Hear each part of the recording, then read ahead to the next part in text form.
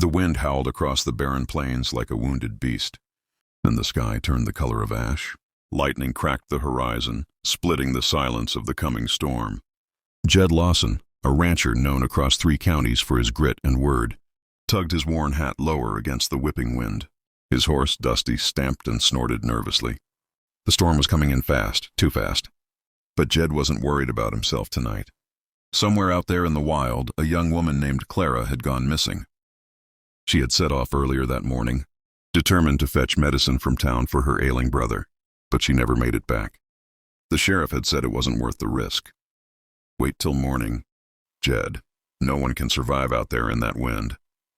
But Jed knew that out here, waiting could mean dying, so he rode out alone, guided only by lightning, flashes and the faint prints, fading fast under the driving rain. Every gust felt like a hammer against his chest. Every roll of thunder shook the ground beneath him, but his focus stayed sharp. He had promised Clara's brother he'd bring her home. Hours passed. The wind screamed harder, pelting his face with rain and dust. Then through the curtain of water, Jed saw something. An old wagon turned on its side by a dry creek bed. He pulled hard on the reins. "Clara!" he shouted, voice cracking against the storm. No answer. He dismounted, boots sinking into the mud, the wind clawing at his coat. Lightning flashed again, and that's when he saw her, curled up under the wagon, soaked to the bone, barely conscious. He knelt beside her, his heart pounding. "You're going to be all right," he said, wrapping her in his coat. But her lips trembled as she whispered, "It's too deep. I can't take it anymore." Jed froze. Then he realized she wasn't talking about pain. She was talking about the cold. The creek water had risen, chilling her legs like ice. He had seconds to act. Without a thought for himself, Jed waded into the rising water.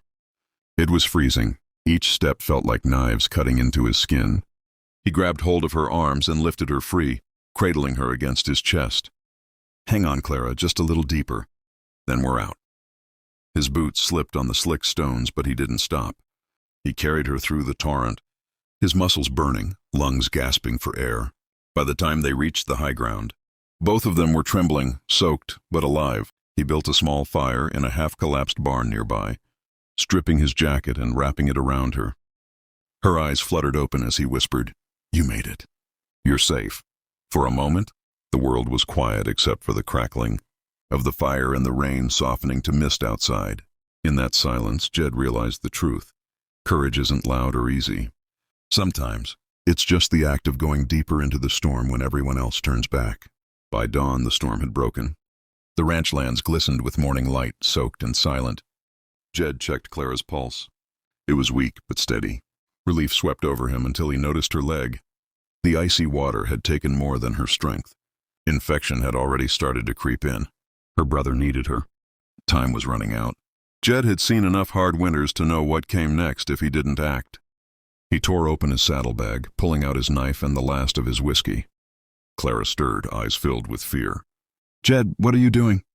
He hesitated, heart pounding. "Something I pray you'll forgive me for." He had no choice. The fever was coming fast.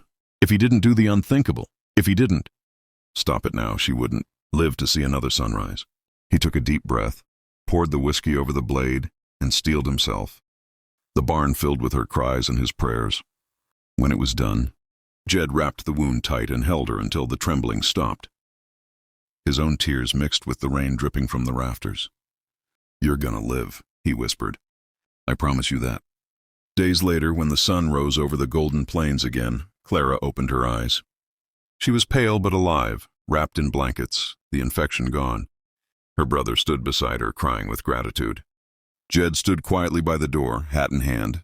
He didn't wait for thanks. He just turned and walked into the dawn, a man changed forever. Word spread across the valley of what he had done. Some said it was madness, others called it heroism. But those who knew Jed Lawson knew better. Sometimes a man has to do the unthinkable, not to be a hero, but to keep his promise. And somewhere in the soft whisper of the wind, you could almost hear Clara's voice again.